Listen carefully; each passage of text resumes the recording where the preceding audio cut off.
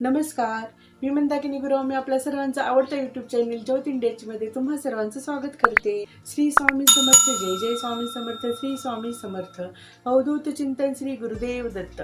श्री गुरुदेव दत्तात्रयांचा आणि श्री स्वामी समर्थ मायमौलीचं स्मरण करून आजच्या या व्हिडिओला सुरुवात करते. आजचा जो हा व्हिडिओ आहे, या व्हिडिओमध्ये मी तुम्हाला आपल्या आयुष्यामध्ये सकारात्मक बदल होताना, आपल्या आयुष्यामध्ये ज्यावेळी आपला गोल्डन पिरियड सुरू होणार असतोय, आपल्या आयुष्यामध्ये जे त्रास आहेत ते त्रास कमी होणार असतील, प्रत्येक कामामध्ये आपल्याला यश मिळणार असते ना, त्यावेळी त्याची काय लक्षणं असते, आपल्याला काय संकेत मिळत असते, आपल्या आयुष्यामध्ये कसे सकारात्मक बदल घडत असतात ना, त्या बदलांच्या विषयी मी तुम्हाला सांगणार आहे. कित्येक वेळा कसं होत असते, आपण हे जे आयुष्य जगत असतोय ना, त्यावेळेस हे आयुष्य जगत असताना कित्येक त्रासाला आणि कित्येक नकारात्मक गोष्टींना आपल्याला सामोरे जायला लागत असते आणि त्याचा जो परिणाम आहे ना, तो आपल्या मानसिकतेवर एवढा झालेला असतोय ना की त्यातून बाहेर पडायला ना आपण तयारच होत नसतोय. प्रत्येक गोष्टीतला जो रस असतोय ना, तो रस आपला निघून गेलेला असतोय आणि आपल्याला खूप गोष्टींचा त्रास होत असतोय.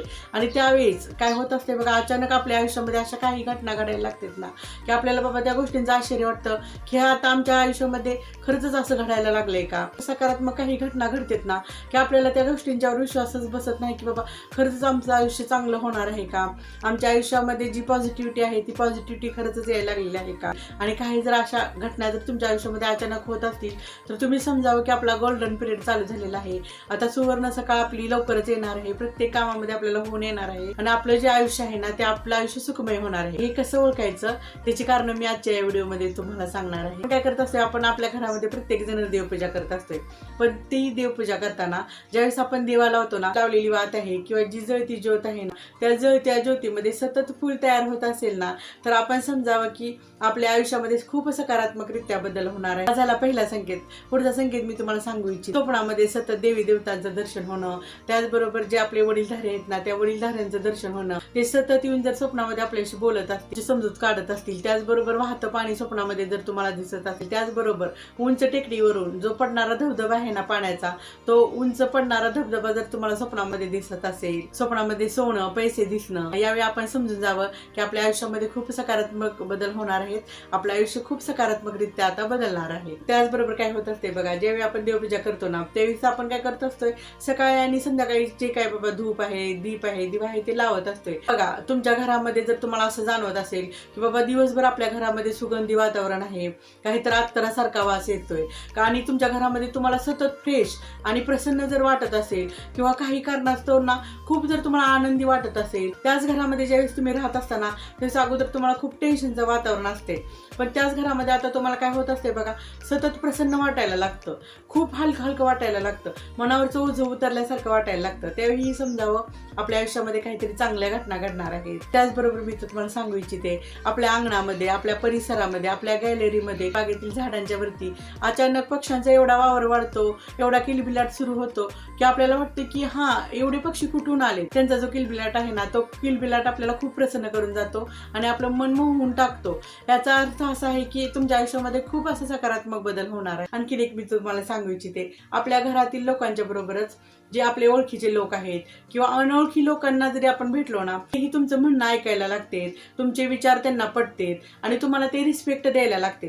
त्यावेळी असं समजून जावं की आपल्या आयुष्यामध्ये खूप सकारात्मकरित्या बदल घडणार आहे. आणखी एक पुढचा बदल मी इथं तुम्हाला सांगू इच्छिते. मुक्या प्राण्यांच्या विषयी, पक्ष्यांच्या विषयी तुमच्या मनामध्ये दयेची भावना निर्माण होते. जे त्रास आहेत ना, त्या त्रासाची जाणीव तुम्हाला व्हायला लागते, त्यांचा विचार तुम्ही करू लागता. त्यावेळी तुमच्या आयुष्यामध्ये चांगले दिवस येणार असतात ना, त्यावेळी काय होत असतं, तुम्ही जे काम करताय ना, त्या कामामध्ये तुम्हाला उत्साह वाटायला लागतो आणि जे काही तुम्ही कामं करणार आहेत ना, ते चांगल्याच कामांची निवड तुमच्याकडून केली जाते आणि जी तुम्ही कामं करताय ना, ती कामं तुमच्याकडून पटापट होते आणि ती कामं करताना तुम्हाला इतरांचं सहकार्य भरपूर मिळते. त्यावेळी आपण असं समजून जावं की आपल्या आयुष्यामध्ये खूप सकारात्मकरित्या बदल व्हायला लागलाय.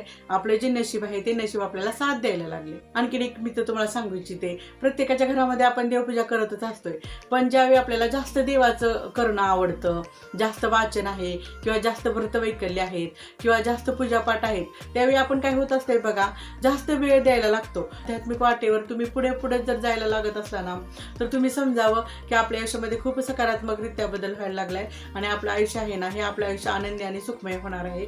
आपल्या आयुष्यामध्ये आता आपला जो गोल्डन पिरियड आहे ना, तो गोल्डन पिरियड लवकरच येणार आहे. आपल्या आयुष्यामध्ये सुवर्ण सकाळ येणार आहे. मी जे काही इथं सांगितलेलं आहे ना या व्हिडिओमध्ये, त्यातल्या काही घटना जर का तुमच्या आयुष्यामध्ये घडत असतील, त्यातले काही संकेत जर का तुमच्या आयुष्यामध्ये दिसत असतील, तर आता तुम्ही समजून जावं, आपले जे कष्टमय आयुष्य आहे ना, हे कष्टमय आयुष्य आता आनंदी आयुष्यामध्ये बदलणार आहे, आपलं आयुष्य आनंदी होणार आहे. हा जो माझा व्हिडिओ आहे, या व्हिडिओला लाईक करा, शेअर करा, त्याचबरोबर चॅनेलला सबस्क्राईब करा आणि खालचं जे बेल आयकॉनचं बटन आहे ते बेल आयकॉनचं बटन दाबा, जेणेकरून माझे येणारे पुढचे व्हिडिओज तुम्हाला बघायला मिळतील. मग भेटूया येणाऱ्या व्हिडिओमध्ये. श्री स्वामी समर्थ. जय जय स्वामी समर्थ. अवधूत चिंतन. श्री गुरुदेव दत्त.